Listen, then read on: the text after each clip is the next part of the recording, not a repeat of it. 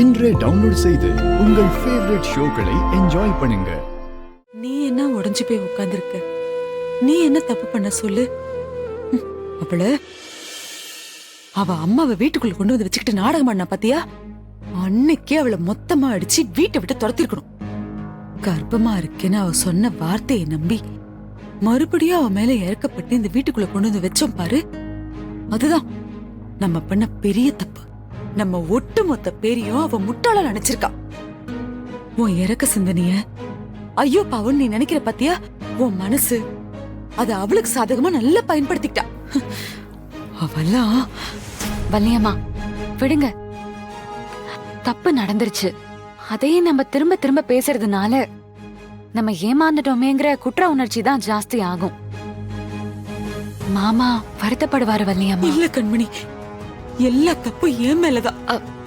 காரணம் வீராவோ எவ்வளவோ அவளை பத்தி படிச்சு படிச்சு சொன்னாங்க. நான் தான் கேக்கல. என்ன வள்ளியம்மா?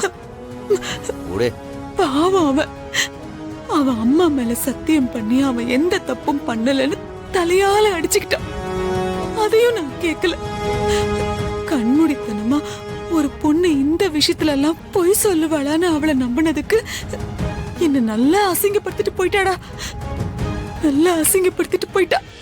எனக்கு தேவைதான்.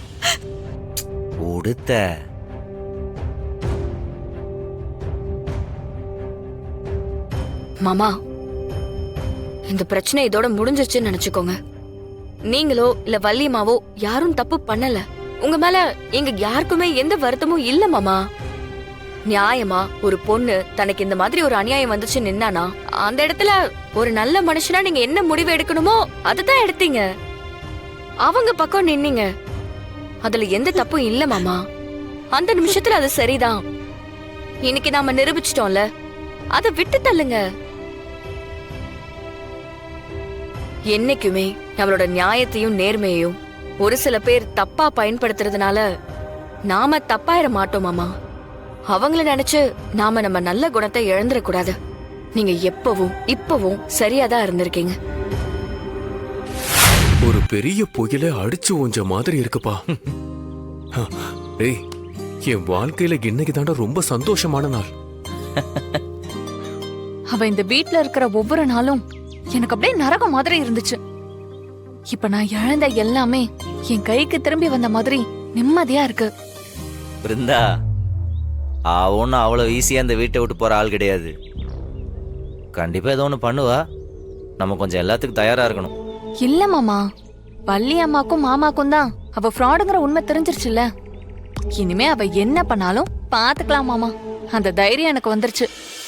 இனிமே எதுக்காகவும் நான் உட்கார்ந்து அழவே மாட்டேன். அடிக்கடி உதைக்கு உததான்.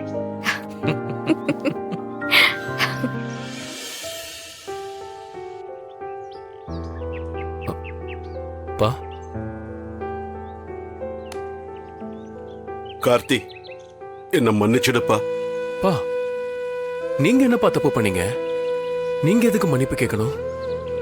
இல்லப்பா, நீ எந்த தப்புமே செய்யாம இத்தனை நாள் எங்க முன்னாடி ஒரு குற்றவாளி மாதிரி வாழ்ந்திருக்கடா.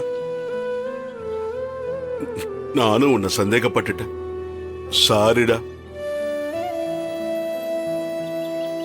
ஒரு தகப்பனா நான் உன்னை நம்பி இருக்கணும்.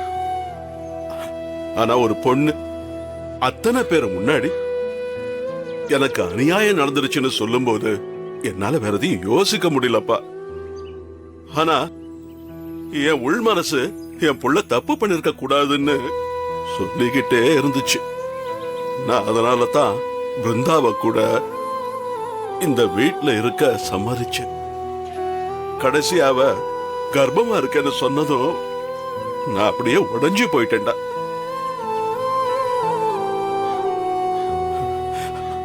மேல இருந்த நம்பிக்கைய மொத்தமா தொலைச்சிட்டேன். அது தப்புன்னு இப்ப நிரூபணம் ஆயிடுச்சு. பா, எனக்கு புரியுதுப்பா.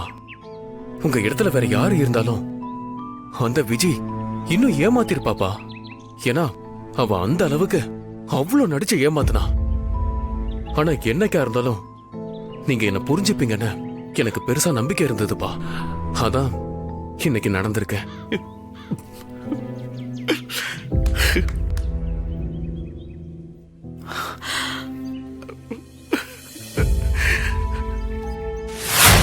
இல்லம்மா, தப்பு பண்ணது அந்த பொண்ணு. நாங்க அதுக்கு பஞ்சாயத்துல வந்து நிக்கணுமா? பா, எதுவா இருந்தாலும் நம்ம நேர்ல பேசிக்கலாம். நாளைக்கு நம்ம ஊர் கோயில்ல கூட்டம், நீ குடும்பத்தோட வந்துரு. இல்ல மாமா, இதெல்லாம் அனாவசியமா தெரியுது. இந்த பாரு, எதுவா இருந்தாலும் நம்ம நேர்ல பேசிக்கலாம். நம்ம ஊர் வழக்கம் உனக்கு தெரியும்ல. ஒருத்தர் பிராது கொடுத்தா அதை விசாரிச்சு சொல்லிதானே ஆகணும்.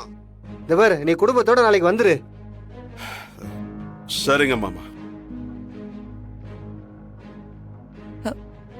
என்னன்னா என்ன சொன்னாரு? வேற என்ன, ஊருக்கு போய் பஞ்சாயத்து கூட்டியிருப்பா. நான் சொல்ல, அவ அவ்வளோ சீக்கிரம் விட்டு போற ஆளெல்லாம் இல்லை. இப்ப என்னண்ணா பண்றது? அப்பா, நம்ம இதுக்கெல்லாம் போக வேணாம். அவ என்ன பண்றாளோ பண்ணிக்கட்டும். டேய், அப்படிலாம் சொல்ல முடியாதுடா.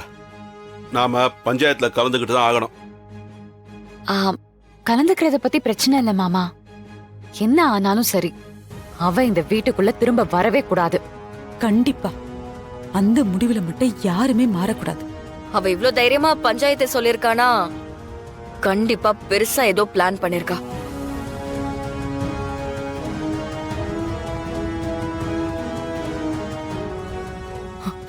எந்த சிச்சுவேஷன்லயும் நம்ம வார்த்தையை விட்டுறக்கூடாது மாமா. அப்புறம் அவ நம்ம கிட்ட இருந்தே வார்த்தையை வாங்கி அதுவே அவளுக்கு சாதகமா யூஸ் பண்ணிப்பா. ஆமா, அவ இந்த வீட்ல வந்து பண்ண அநியாயம் கொஞ்சமா நஞ்சமா எல்லாத்தையும் நம்ம விலாவரியா சொல்லுவோம். கண்டிப்பா இந்த பஞ்சாயத்து நமக்கு சாதகமா தான் முடியும்.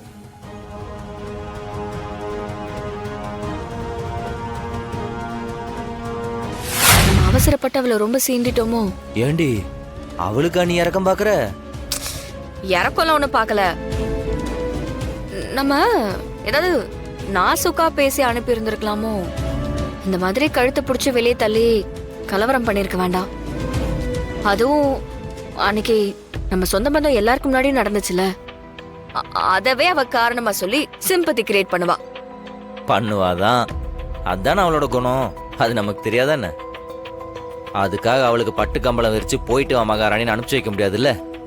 அவளுக்கெல்லாம் இதுதான் சரி. இல்லடா, நாளைக்கு பஞ்சாயத்துல போயிட்டு என்ன பேசுறதுன்னு ஒன்னும் தெரியல. என்ன பேசுறது? அந்த பெரிய மனுஷங்க என்ன முடிவு சொன்னாலும் நம்ம முடிவு ஒண்ணுதான். அதுல நம்ம தெளிவா இருக்கணும். அவ டேஞ்சர். இங்க பாரு வீரா, அவ கடைஞ்செடுத்த விஷம். அவ நம்ம குடும்பத்தை அழிக்கிறதுக்காக மட்டுமே வந்திருக்கா. திரும்பலாம் அவளை வீட்டுக்குள்ள விட்டு நம்மளால காவல் காத்துட்டு இருக்க முடியாதுப்பா. அதான் நமக்கு வேலையா என்ன? அதெல்லாம் சரி வராது. நம்மளா அவளான்னு ஒரு கை பாத்திரலாம். விடு, நீ சாப்பிடு.